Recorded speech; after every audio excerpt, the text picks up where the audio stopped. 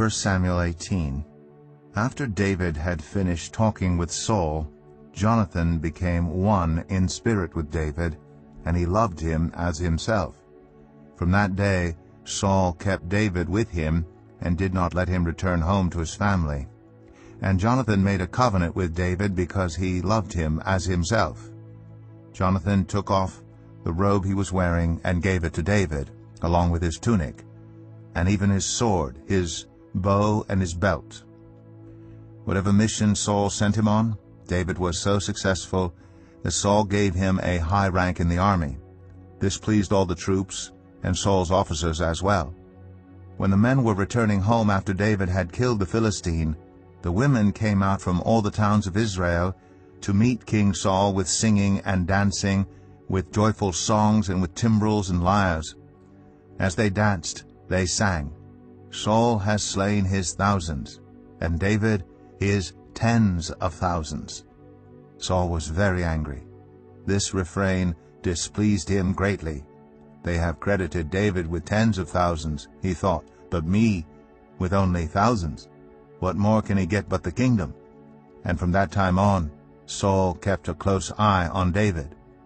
The next day an evil spirit from God came forcefully on Saul. He was prophesying in his house, while David was playing the lyre as he usually did. Saul had a spear in his hand, and he hurled it, saying to himself, "I'll pin David to the wall." But David eluded him twice. Saul was afraid of David because the Lord was with David, but had departed from Saul. So he sent David away from him and gave him command over 1,000 men. And David led the troops in their campaigns. In everything he did, he had great success because the Lord was with him. When Saul saw how successful he was afraid of him. But all Israel and Judah loved David because he led them in their campaigns. Saul said to David, "Here is my older daughter Merab. I'll give her to you in marriage.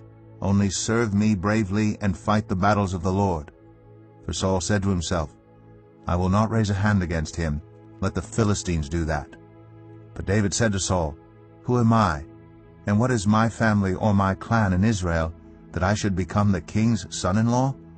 So when the time came for Merab, Saul's daughter, to be given to David, she was given in marriage to Adriel, son of Meholah. Now Saul's daughter Michal was in love with David, and when they told Saul about it, he was pleased. "I will give it to him," he thought, "so that she may be a snare to him, and so that the hand of the Philistines may be against him." So Saul said to David, "Now you have a second opportunity to become my son-in-law." Then Saul ordered his attendants, "Speak to David privately and say, 'Look, the king likes you, and his attendants all love you. Now become his son-in-law.'" They repeated these words to David, but David said, "Do you think it is a small matter to become the king's son-in-law? I'm only a poor man and little known."